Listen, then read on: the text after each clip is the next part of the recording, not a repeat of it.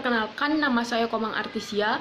Jadi di sini saya akan melanjutkan materi presentasi dari Dani, yaitu kontrol validitas internal dan validitas eksternal. Jadi dalam hal ini peneliti harus menjelaskan bagaimana cara mengontrol ancaman terhadap validitas internal dan validitas eksternal. Validitas internal tersebut berupa sejarah, kematangan, pemberian pretest, pengaruh penggunaan instrumen, regresi statistik, pemilihan subjek yang berbeda, moralitas, seleksi kelompok, serta kontaminasi subjek dan kontaminasi perlakuan. Validitas eksternal adalah seberapa jauh hasil penelitian dapat digeneralisasi pada populasi. Untuk menjamin validitas internal, peneliti harus memberi penjelasan yang meyakinkan bahwa perubahan variabel terkait benar-benar terjadi sebagai akibat dari perlakuan, bukan akibat dari faktor lain. Kemudian saya akan menjelaskan mengenai metode pengumpulan data.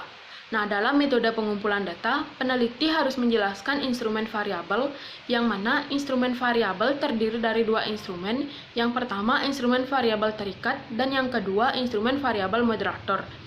Di mana dalam kedua instrumen tersebut terdiri dari definisi operasional variabel penelitian, kisi-kisi instrumen penelitian, dan yang terakhir pengujian instrumen penelitian. Yang mana ketiga hal tersebut dari instrumen variabel yang berbeda memiliki penjelasan yang sama. Yang pertama yaitu definisi operasional variabel penelitian. Dalam hal ini, peneliti menjelaskan definisi konsep teoritis yang dilengkapi dengan rincian indikator variabel penelitian yang terukur dan instrumen pengukuran variabel serta sifat atau skala data. Kemudian yang kedua yaitu kisi-kisi instrumen penelitian, di mana peneliti menyajikan kisi-kisi instrumen berdasarkan definisi konseptual. Kisi-kisi instrumen disajikan dalam bentuk tabel yang berisikan nomor urut, variabel, dimensi indikator, nomor butir, dan jumlah butir untuk setiap indikator yang diukur. Yang terakhir yaitu pengujian instrumen penelitian, di mana peneliti harus menjabarkan hasil pengujian validitas yang dilakukan melalui telaah pakar atau panel. Kemudian peneliti menjelaskan pakar yang menelaah instrumen, prosedur telaah, dan hasil telaah secara kualitatif. Selanjutnya peneliti menjelaskan prosedur telaah dan hasil pengujian validitas secara kuantitatif. Kemudian dilanjutkan dengan menjelaskan pengujian validitas empiris dan perhitungan koefisien reliabilitas.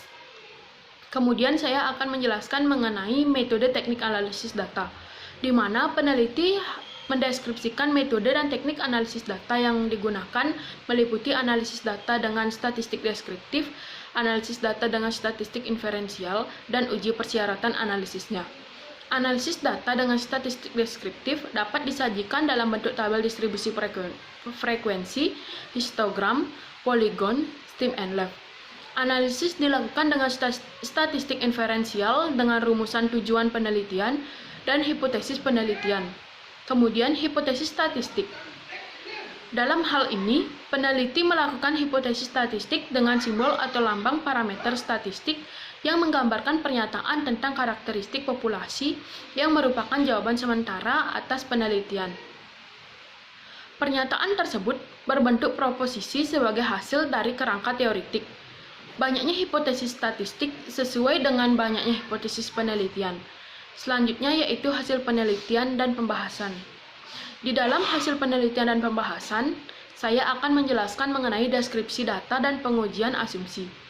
Yang pertama yaitu deskripsi data, di mana peneliti menyajikan hasil analisis dalam bentuk deskripsi data variabel terikat yang dapat disajikan dalam bentuk tabel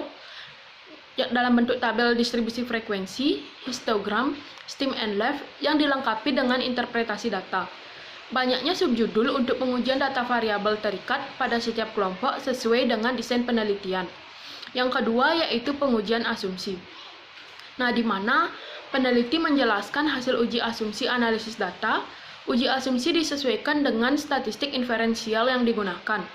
Untuk pengujian hipotesis komparatif, maka uji asumsi yang diperlukan adalah uji normalitas sebaran data, uji homogenitas varians, dan uji lainnya yang diperlukan dari data variabel terikat untuk setiap kelompok yang dibandingkan. Baik, sekian pemaparan materi yang dari saya ucapkan terima kasih. Om Santi Santi Santi Om.